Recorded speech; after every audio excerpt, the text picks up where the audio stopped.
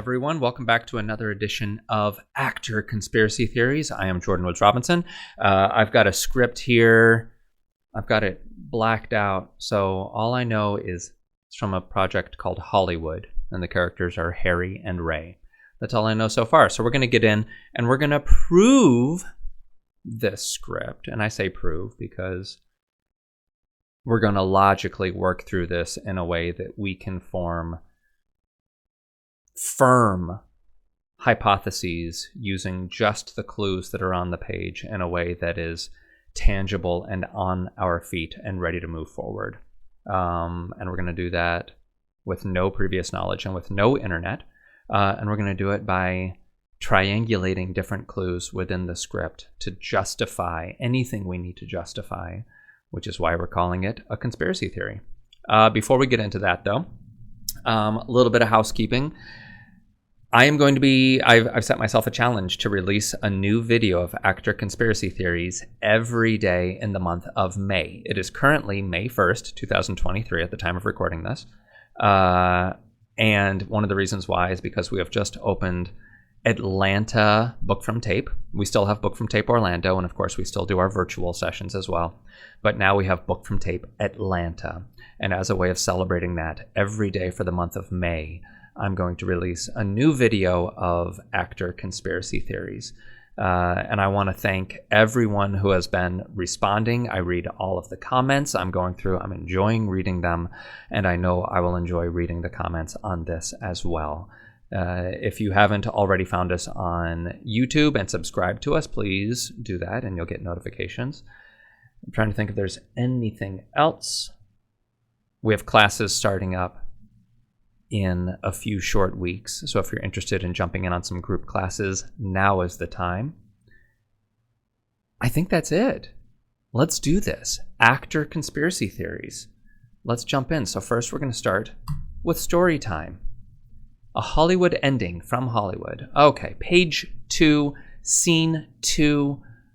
All right, we're going to come back to all of this stuff that was redacted. Right now, we're just going to go up to where the casting director has told us to start. Voice breathless. Raymond. Ray. Raymond turns to see editor Harry Goldman running towards him, puffing a cigar, way out of breath. He stops and puts his hands on his knees, waving Raymond over. I'm just going to get my little marker poo ready here. All right. Okay.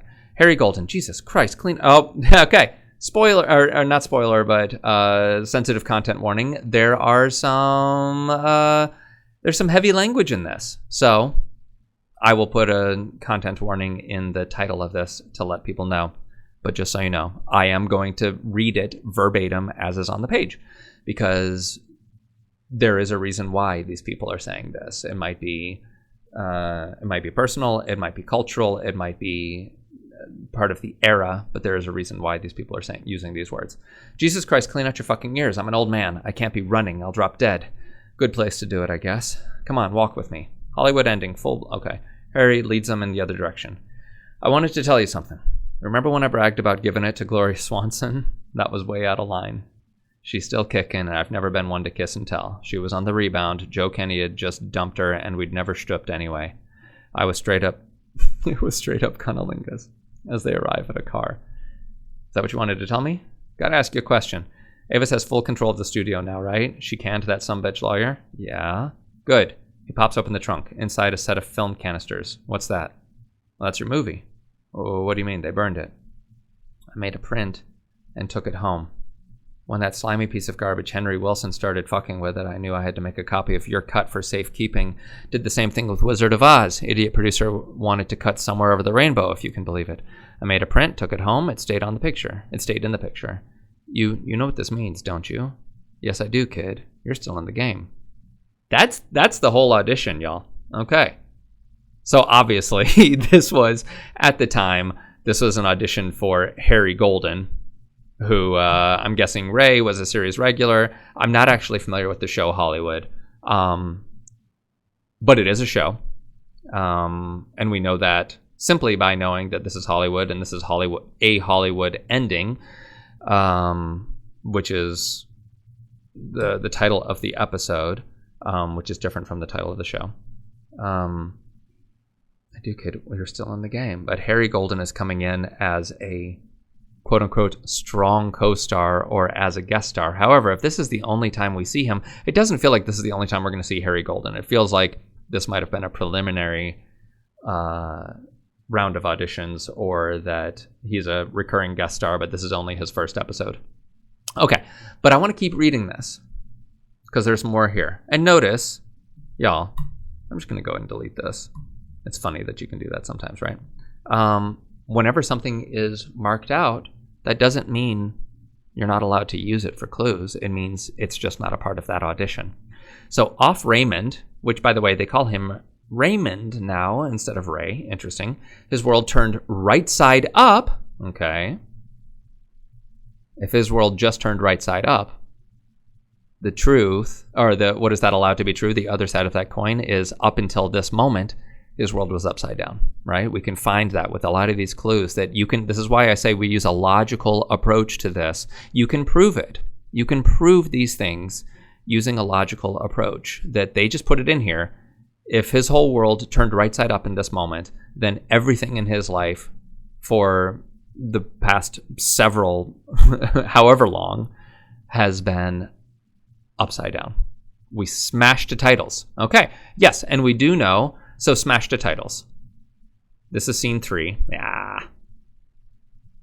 The audition is scene 2. This is the beginning of an episode. This is before. This is what they call I'm getting words. This is what they call a teaser. I was going to call it a stinger, but that's a musical term. This is what they call a teaser.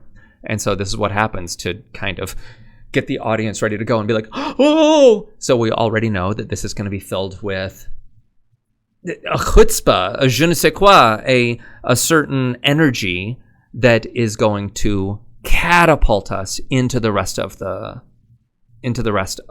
episode. Okay. Interior, exterior. I was like, what? No, I just haven't seen it laid out that way before. Interior, exterior, Ace Pictures, Avis's office day. So again, we're just looking for clues now. Close up on Avis's name as it's painted on the door. Pre-lapped popping of champagne. Okay, so while we're looking at the door, we hear the sound of a champagne bottle popping inside. And then we go inside. Avis yelps as it spills everywhere. She tries to fill a tray of flutes as Miss Kincaid, Dick, Raymond, and Archie sit around the room. So Raymond is there, so we can start to assume that this is a continuation of this scene. Raymond has gone off and told people, and now they're all celebrating. We can start to assume that these people are on his team somehow. And there we go, Dick the skeptic. You don't think this is a bit premature? Oh, Dick, why can't I have a little fun? Our passion project is back from the dead. I fired every one of those lawyers who stood in my way. We're starting fresh. Give a girl a moment. They all take a glass as she raises hers. Emotional. A toast to my late husband, who, in the end, loved what we did. To Ace. To Ace. And there's the name on Ace Pictures. Okay. Avis takes a sip, then gets down to business. Right, let's get to it. How do we release this movie? What's the plan? And then Dick, the skeptic, says, well, there's been a fair amount of hand-wringing about this film, how this film would be received in the South. But I no longer believe that bowing to the pressure is the way to go. Okay, so we just learned some things about the film. Let's go back up to the top here. Because remember, now we're seeing, here's Ray. Now we're seeing Ray when his life is upside down. Because this is before he's had, it's actually the same scene. So this it's a continuation of scene 2. It's just that the audition only happens. Another clue that this is about Harry Golden, right? Because the audition doesn't start until this voice is heard, which is the voice of Harry Golden. So they didn't need to see anything before Harry Golden comes in. All right. So Ray, almost $500,000 just went up in smoke. Holy moly. All right. That was money they weren't even sure they were going to recoup. Now we're going to ask him to spend that same amount again? Never going to happen. As Raymond nears his car, he turns to them, emotional. So he's walking. It was an honor working with you. We did something important. I'm proud of it. I'm proud of you. Jack bursts into tears. Jack, Archie, hold on. So Jack and Archie are all here? Interesting. Archie's there, but no Jack. We reference... So now we've got... It's not like he has an entourage who's with him right now. It's not like he's turning to the same... Sorry, I know I'm scrolling a lot. It's not like he's turning to the same team and saying, okay, Miss Kincaid wasn't there before. Dick wasn't there before, but Raymond and Archie were. So they might not be his team. They might be friends. They might be peers. They might be fellow writers, but I don't think they're on his team. It was an honor working with you. We did something important. I'm proud of it. I'm proud of you. Jack bursts into tears. Sorry, I just can't stop crying. Ray crying now too. Pulls them both into a huddle. Archie starts to sob too. Damn it, y'all got me crying now too. A moment, then pained. Jack pulls back and walks off. He waves, saying, so long. Archie turns to go as well. This is the end. See you around, Raymond. Raymond watches them go, then heads to his car. Okay. So, there's a lot here. We know this is a timepiece. A period piece. This is the watch. We know this is a period piece. We know that Ray is one of these series regulars, if not number one on the call sheet. He's probably within the top 4, I would imagine. We know that he has just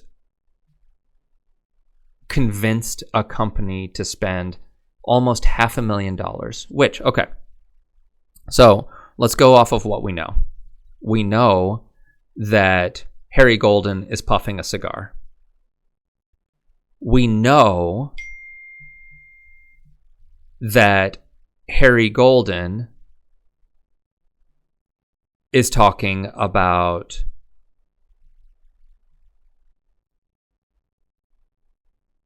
hold on. There was another thing in here. We know that they're filming on film canisters. We know that they're at the time of Wizard of Oz. There we go. That's the only proof that we need right there. This is being filmed at the same time as Wizard of Oz, which, okay, somebody out there is going to know this. I don't know what year Wizard of Oz was filmed. Please, I'm sure I'll be able to read it in the comments later. Wizard of Oz, I'm going to say early 40s, but it might have been late 30s. That seems really early to me, the late 30s. But I wish I knew when. I do know that Technicolor was a big thing with Wizard of Oz. It was the first time where you could see all of the colors in that vibrant of a palette. It could be late 30s. But I'm going to guess between 1937 and 1942. I want to just put like a 5-year thing on here. Either way, Wizard of Oz combined with film canisters combined with smoking a cigar, we now just got a whole visual, okay? Look at what Henry Golden is wearing. Yeah, look at that beige 3-piece suit complete with a pocket handkerchief. Look at the cut of his hair. Look at his glasses. Look at his rotund figure. Pretty sure. Did they say that? We know that he's out of shape. Waving Raymond over. He says that he's old. He could just be old. But I'm pretty sure he's a little bit hefty as well. But I could be wrong. Look at the cars. Look at your environment around you.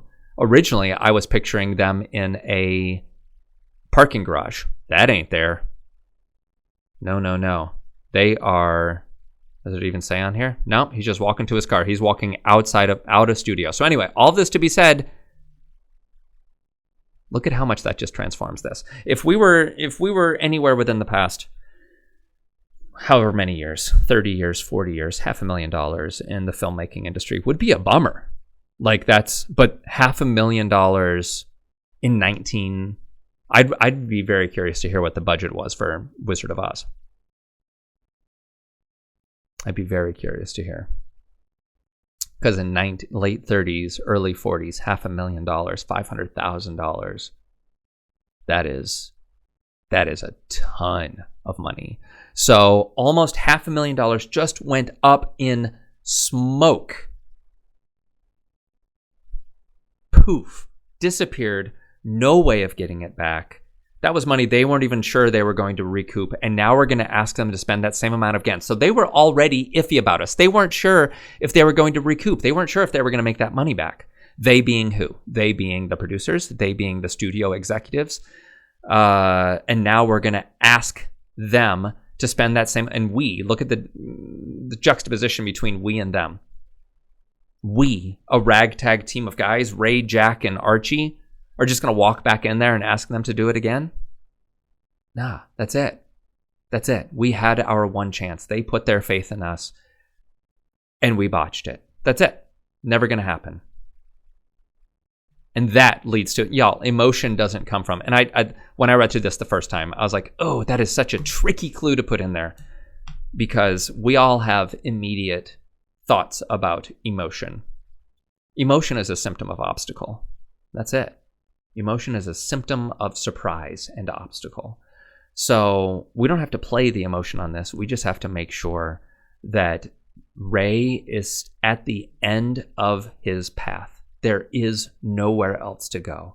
He had the world before him. 3 weeks ago, he was ready to buy a convertible and move out to LA and be the next James Dean. And today, everything is gone. He put a second mortgage on his house. He had put his life savings into this. He had dedicated the last 6 months of his life writing this script. And it's gone. And now I don't have proof of this. But this is where we start to justify that this guy, stop it, this guy is done for. And look, this is the end of this is what they call the Deus Ex Machina, y'all, okay? He says, see you around, Raymond. This is it. This is the end. The writer puts it there in the clearest terms they can possibly muster. This is the end, period. This is the end of the show. This is the end of Raymond. This is the end as we know it. And think about your shows that you've watched where they have these internal cliffhangers, where it's less and less common with streaming platforms because you usually release the whole. It's something that people said like around the time that House of Cards came out, which is one of the first shows to do a streaming platform in which they just released the whole season at once. And people were like, wait, what? And they talked about how cool that was, that they didn't have to build these. They didn't have to worry about putting cliffhangers into the storylines, which cliffhangers are really just meant to keep you coming back for more. They're meant for the audience to go, oh, I didn't get an answer. I guess I have to tune in next week. But they didn't have to worry about that. They just got to focus on telling a good story. So anyway, this is one of those moments where the audience, there was probably the end of this last episode was dealt with them getting this crushing blow of, sorry, boys, it's not going to happen. And that's it. All of our time and emotion that we as an audience have invested into this character and into these stories, that has just gone up in smoke the same time as their $500,000 has gone up in smoke. So this is now the Deus Ex Machina, which in theatrical terms, it means machine of the gods. Deus Ex Machina, machine of the gods. And it's whenever you're watching a show, whenever you're watching a theatrical performance, whenever there's something going on and you're like, holy moly, I'm just going to throw out a theoretical. The killer has finally gotten the upper hand on the hero of the movie, and the killer has them. There is no way that they're going to get away. That's it. They close their eyes. They're about to get shot. They know that this is the end of their life, and then a cab driver jumps the curb and accidentally kills a pedestrian who just happens to be the killer. And now our hero is safe. Machine of the gods, Deus Ex Machina. And this is what's going on. Ray is serving as the Deus Ex Machina in this. Harry is the Deus Ex Machina. Ray is our hero. And he's done. This is the corporate beast has come up and has ruined him, and there's nothing he can do about it. Or so we think. Okay? So now that gives us a little bit of interest going, or a little bit of perspective going in and figuring out Harry now. Now Harry doesn't have to be a three-dimensional character. He doesn't, I mean, of course he does, but he is serving an archetype right now. He is coming in and saving the story. He is that cab driver that jumped the curb accidentally. And so he is a golden ticket. He can come in and do whatever the heck he wants because just the fact that he is there, the story is going to continue. That's it. So now we actually have a lot of creative freedom, which when I was reading through this in the first place, I was like, why the heck are we starting this character off by starting about stooping someone and how he slept with this other person and cunnilingus and these other things? Like, what other than comedic value, what is this adding to the storyline right now? It's adding a couple things. One, it's relieving the tension that the audience has been feeling since last episode. It's allowing us to laugh. It's allowing us to go, wait, this just took a far left turn. What the heck is going on? Okay. It is actually, that might be the most important thing that's going on right now, is that this character is coming in and allowing the audience to reset before they get the good news. It's also shrouding a little bit of mystery. We want to mourn. Ray is probably having the same thoughts as us, being like, what the hell are you talking about? Who is this guy, this rambling madman in front of me? And so, but I guess what I'm getting at, if he's the Deus Ex Machina, and if his job is just to come in and change the story no matter what, he is not affectable. He's coming in as a freaking steamroller, and he's just saying, here's the story path now, which gives us free reign to do whatever the heck we want with Harry Golden. As long as it serves the text, of course. Okay. Raymond, Ray, we already get it right there. I don't know why yet. I don't know why. It's kind of important, though, that he calls him by his legal name and then Ray after that. Again, don't know why. We're just going to notate that. Raymond turns to see editor Harry Golden running toward him, puffing a cigar. By the way, editor, first time I read it, I thought editor was of a magazine. It's not. We now know that he is the film editor. He is the person who, in this day and age, would move the copy along, and he's got those glasses that have the multiple lenses on them, so he can get really close to looking at each frame to make sure it's a good frame, and then he lines it up. He trims it. He puts the tape on it, plays it on the spool to make sure it's right. And that's what he does. He's used to being in a dark room. He probably doesn't get out much. He's probably hunched over from the amount of from the type of work that he does. We're getting that already. He's puffing a cigar. He probably lives. We're probably not going to see any scene in which he doesn't have a cigar in his mouth. That's appropriate to the archetype. It's also appropriate to the time frame.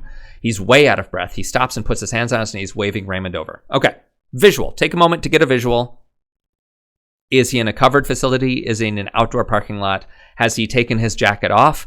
Does he still have his jacket on? Is he wearing that vest? Where is his watch? Does he have a pocket watch? What type lenses or what type frames does he have? Hint, they're not going to be modern and plastic. They're going to be, it was mostly wire and gold and thin frames back then. Which way is his hair parted? It's probably slicked down. It's probably really, really tightly cut. And then he's here and kid, get over here. Okay, good. I wanted to tell you something. Hold on. I skipped. I was like, wait. I just missed something. Okay. I skipped over this. Jesus Christ, clean out your fucking ears. We now know what that means. He's been chasing him. So that means he's been yelling since back here. He saw him from across the campus, from across the production lot. And he's been calling him.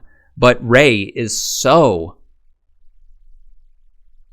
in his head, introspective, going through shock, that he doesn't hear that until that voice is right up on him. So now we know that Harry, as you're coming in, you don't have to wait to get on camera to say, Raymond, Ray. You can be yelling that for 15 feet off of camera before you finally catch up, because that's actually what's going on in this script. Jesus Christ, clean out your fucking ears. I'm an old man. I can't be running. I'll drop dead. Good place to do it, I guess. This is, that's, what just happened there? It just did this little red line. How did you do that? Did you know this? If you double click on words, it automatically underlines it. Oh my gosh, is that new? I'm learning new things. Here we go. Good place to do it, I guess. I'm still going to use this. I can take that one of two ways. He either loves his job or he hates his job. And we're going to find out what in a second. But good place to do it, I guess. It's like, no, I've worked here for the past 37 years. I started here as an intern, and now I'm the head editor for the studio, whatever. Like, I've dedicated my life to this. I've slept here countless nights. I've gone through 3 divorces because of this place. Like, it's appropriate that I die here as well. That could be one thing. Or secondly, he could hate every single moment that he's here. And he would love nothing more than to leave his rotting carcass in the middle of the parking lot so that someone has to come clean it up. Don't know which, but it's there. Okay, he gathers himself. Come on, walk with me. So he's heading somewhere, or he needs to speak in private. Whatever, there might be ears. Harry leads him in the other direction. Okay, so away from the building, away from where they were. Okay, I want to tell you something. Okay, this is where it gets interesting. So let's see here. I wanted to tell you something. Remember when I bragged about giving it to Gloria Swanson? That was way out of line. She's still kicking. I've never been one to kiss and tell. She was on the rebound. Joe Kennedy had just dumped her, and we never stooped anyway. It was just straight up cunnilingus as they arrive at the car. Is that what you want to tell me? All right. Why the heck does that appear here? Why?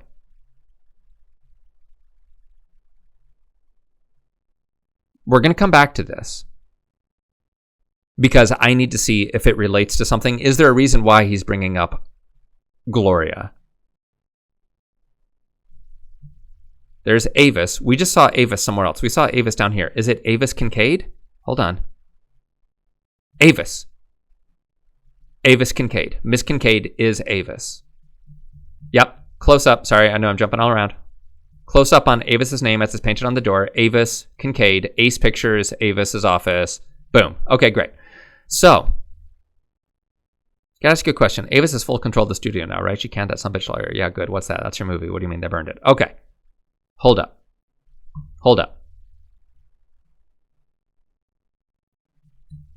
Okay. There's something I have to figure out. It has to do with the lawyer. It has to do with this. And I don't know how yet.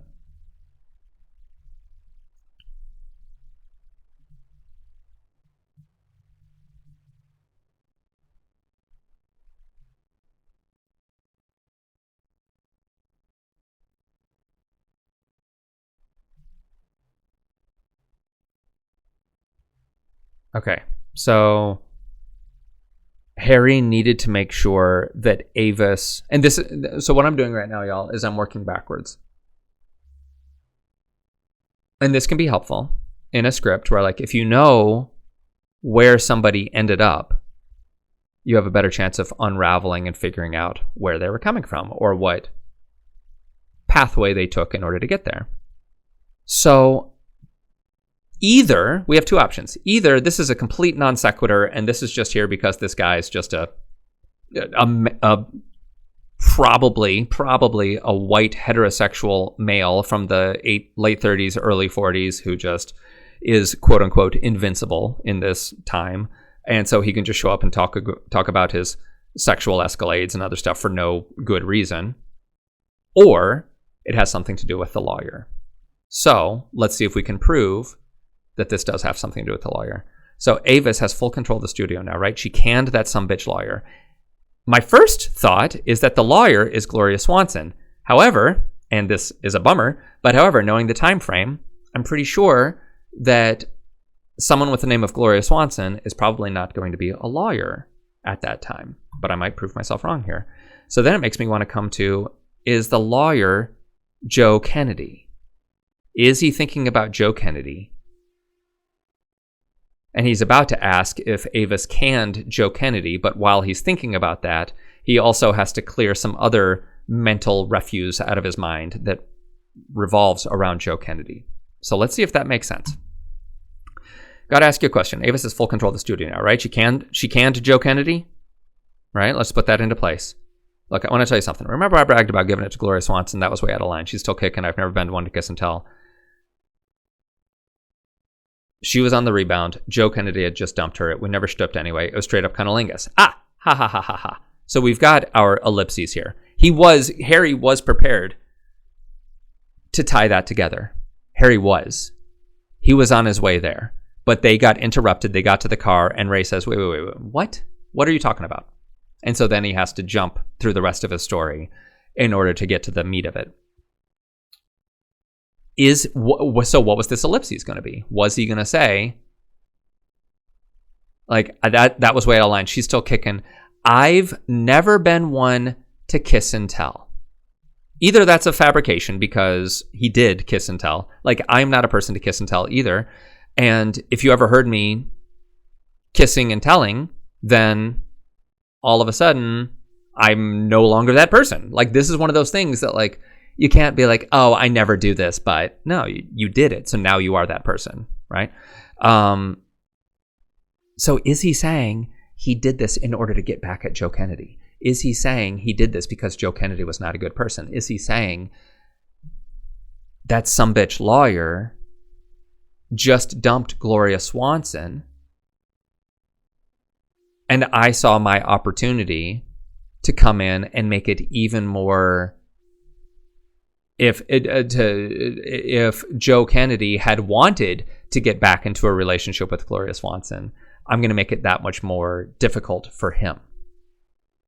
Could it be that? It could be. I'm kind of grasping at straws with that because there's very little information around this section that ties up with lawyer. And I'm not completely comfortable with that yet. That marks off checks some of the things, but it's not airtight. This is interesting that he starts both of these things with, I wanted to tell you something and gotta ask you a question. That allows me to think that he is looking to make the same point at each of these. It's not like he starts telling a story. It's not like he left this out and started the story with, remember when I bragged about giving it to Gloria Swanson? And then gets into, gotta ask you a question. Oh, right, I was off track. Here, I gotta ask you a question. No, he almost starts each of these with, I need some information from you, and I'm getting to my point. Which makes me think that these are connected. Remember when I bragged about giving it to Gloria? Okay, so either Joe Kennedy is not a good person, and Gloria Swanson and everything about that revolved around the idea that Harry just has a real issue with this guy. Or there's something else hidden in the ellipses.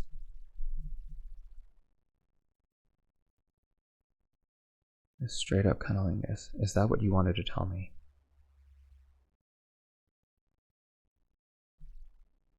There's also something to be noted. There's something to be noted. That after Ray calls on Harry and says, whoa, hey, what the heck are you talking about? That Harry doesn't continue on with that story. But the first thing that he says, if we get past the gotta ask you a question, which we've already kind of proven is just he says that before he gets into the meat of what he wants to say. The first thing he says is Avis. That's a silly little arrow. I'm going to double click it. Ooh, that's a fun little trick. Oh no. There we go. Avis. Not Mrs. Kincaid. Not Widow Kincaid. Miss Kincaid. Okay. But Avis. Did Harry have a relationship with Avis before? And now, now that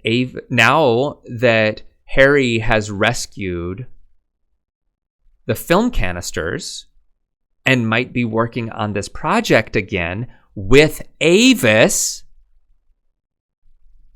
he wants to make sure that his previous sexual escapades are not just widely out there in the world. So what if he starts by telling this story in order to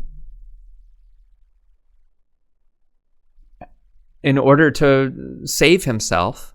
Oh my God, I just saw this little, my finger just popped up like this, and I freaked myself out. I thought, oh my gosh, there's someone in the doorway. I thought I was here alone.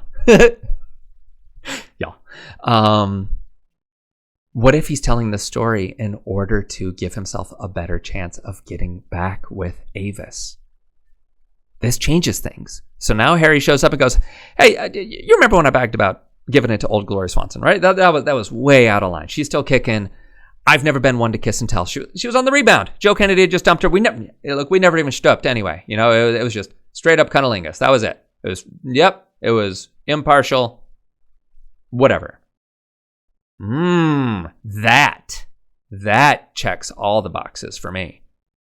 And it's hitting those comedic boxes. It's allowing this guy to just sound like he's going off on a tangent for no reason. It is being tied back to the first thing that he says is, I'm in love with Avis. Because she's the first thing that comes to mind once he actually gets back on track. But now he has to double check before it's a moot point if Avis hasn't fired this sumbitch lawyer. There we go. It's not about the lawyer. I was wrong. It's about Avis. That's why he's here. I mean, he wants to save the film too, but that's why he's talking about all of this. Is that what you want to tell me? Got to ask you a question. She has full control of the studio now, right? And she canned that sumbitch lawyer. So if I bring something to you, that lawyer isn't going to start poking his nose in there and saying, you guys already screwed up once and blah, blah, blah, blah. And Ray doesn't quite know. Yeah, she did. Yeah, like so far, Ray is just dealing with the ramblings of a madman. He's like talking about cunnilingus, and he's talking about then jumping to lawyers speak, and it's like, what the hell? And right before this, he's probably still smoking his cigar. He's probably right. He's still out of breath. He's red faced and taking his dabbing off his sweat every 2 seconds. All right, so Ray doesn't know what the heck to think, and Harry goes, good. With that lawyer gone, everything falls into place. We're going to have a job again. I have a chance to be closer to Avis again. I'm going to pop the trunk of my... Oh, okay. So when he says he leads him the other direction, he wasn't just leading him to a building. He was leading him toward his car. He knew exactly where he was going. He was walking him toward the car the whole time. Inside is a set of film canisters. What's that? And for anyone who doesn't know what a film canister is, go look it up. I also wonder if there's any... Can they be left in the heat? I wonder if this gives us any clues into what time of the year it is. And I don't know. If a film canister is left in the heat in a car in sweltering, I assume this is duh. This is Hollywood. I was going to say, I assume this is LA. Would he know better than to leave it in the car for too long if it's 90 degrees outside? So does that mean that it's not 90 degrees outside? Does that mean that it's winter? Does that mean that it's spring? Inside of film canisters. What's that? That's your movie. Boom. That is the moment that the audience has been waiting to hear. That is it. Up until now, they, just like Ray, have been listening to gibberish, and funny gibberish, but gibberish. But this is the moment that the whole audience goes, so we have to make sure that we honor that moment. This is what they needed. That's your movie. What do you mean? No, they burned it. Oh, that's interesting. They burned it, which is interesting because if it is a physical copy, did they show a scene of this? This makes me question what we saw at the end of the last episode. Did they show a scene of burning it? Did an executive, or the last thing we saw was them putting it on a cart and taking it to the furnace room, or what? Did we see an executive pulling Ray aside and saying, Mr. whatever your name is? I don't think we even have it here. No, we've got Raymond and Ray, but we don't know. But did we see someone, I'm going to call him Smith. Did we see somebody step by and say, Mr. Smith, it has been burned. There is nothing more that we need of you. Thank you very much. And sends him out coldly, right? I don't know. But either way, Ray is convinced that they burned it. Okay, now this is going to be important. I made a print. So they did burn it. We probably did see them burn it. But he made a print. Why did he make a print? Because he believes in it. Because he knows that there's something special about this. Because he is an editor, and it is his job to go through and look at stuff frame by frame. And he knows instantly the difference between Wizard of Oz and something that should be on the cutting room floor. And he says, no. This needs to be seen by the world. I made a print and I took it home. So this is a copy. Holy moly. When that slimy piece of garbage, Henry Wilson, started fucking with it, I knew I had to make a copy of your cut for safekeeping. So guys, okay, we are this is no longer, I was up to this point, I was thinking this was just like a paper draft. I was thinking that they had been greenlit and maybe were in pre-production and maybe had filmed some test footage or whatever. No, the movie was done. That's why they say movie, right? It's not just that's your footage. That's your movie. This is Ray went through and they already edited, Ray and Harry already edited this whole thing, got it to the version that they liked. And then some producer came through and wanted to put his stamp on it and he jacked it all up. But before he did that, Harry said, nope, I know this guy. He's going to come in and he's going to screw with this. I'm going to make a duplicate. Oh my gosh. And he's been sitting on that. I knew I had to make a copy of your cut for safekeeping, your vision of this. Did the same thing for Wizard of Oz. Oh, this is after Wizard of Oz. Okay, so this might firmly be, I need to, right after this, I'm going to look up and see when Wizard of Oz was released. But he's saying, yeah, I did it for yours. I did the same thing for Wizard of Oz. I'm the reason why Somewhere Over the Rainbow is in the movie. Look at that. Like, that's what he's saying. Idiot producer wanted to cut Somewhere Over the Rainbow, if you can believe it. I made a print, took it home. It stayed in the picture. And again, here's that ellipses. He was ready to go off on a tangent and tell this story again. It stayed in the picture because then I went off and I showed it to the boss. And I said, hey, boss, whatever that is. There is proof there that he was ready to tell that story as well. But he doesn't. And Ray cuts him off. You, stop talking for a second. You know what this means, don't you? Yeah, I do, kid. You're still in the game. Off Raymond, his world turned upside down. We smashed to titles. Oh my gosh. Okay. I think that's it.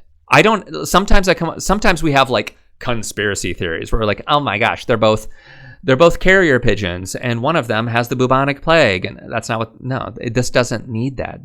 There is so much historical context to this. And also because it's a period piece, because of the time frame, we don't necessarily need to have, one of the reasons why I come up with a conspiracy theory is because of familiarity.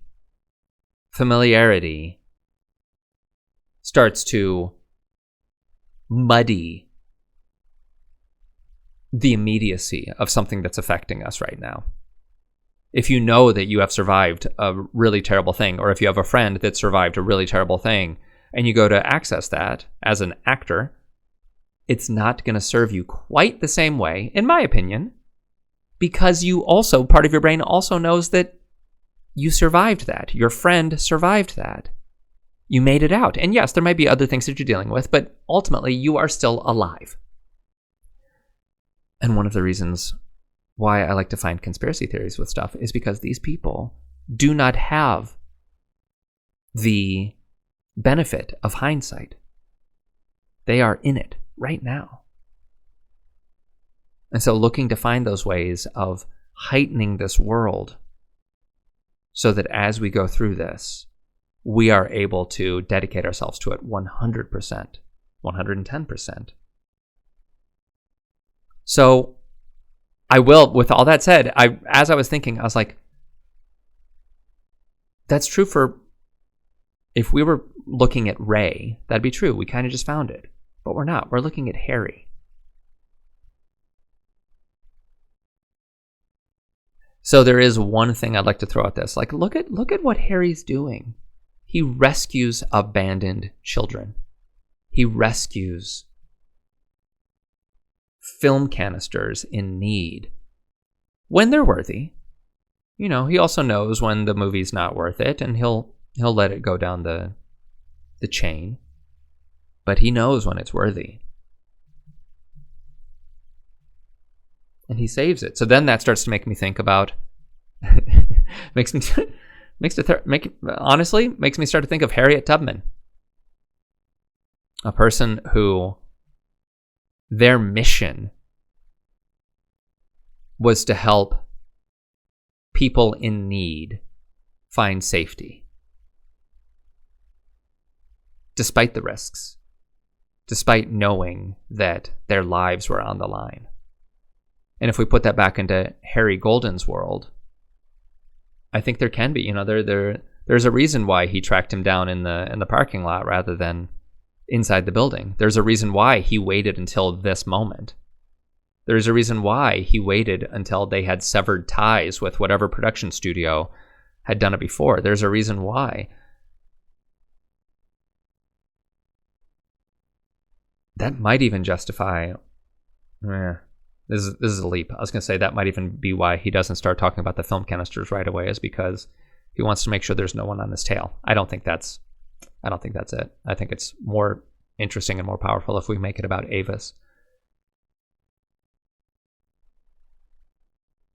But these are his babies. He dedicates all of his time to this. Which, now, that comes back to good place to do it, I guess. He does have fun. This is where he has saved so many children from here.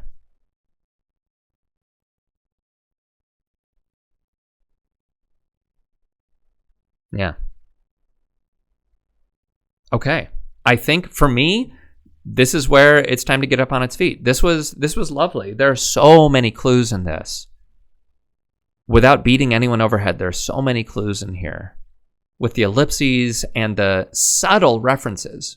Look at how they weaved Wizard of Oz into here without it feeling like they're intentionally trying to give away information.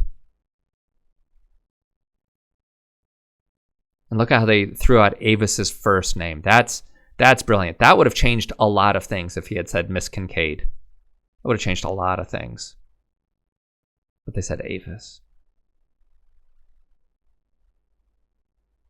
Yeah. Passion project. Back from the dead. I fired every one of those lawyers who stood in my way. Yeah, so this is where this is a new chapter of this show. The lawyers are all gone. The obstacle, as it were, is gone. And now the audience has the opportunity to go, woo, thank God that's over. Now we get to start. Now what's next? And Harry Golden was the Deus Ex Machina that delivered that. Pretty cool. Pretty cool. I really like this. I would enjoy getting this up on its feet and finding that physicality and finding that the fast-paced yet fully immersed text that this guy has. Really cool. All right. That's it for another episode of Actor Conspiracy Theories. I do enjoy reading the comments, so please leave a comment below, especially if it's kind. And I'll be back tomorrow with another edition of Actor Conspiracy Theories. Thank you.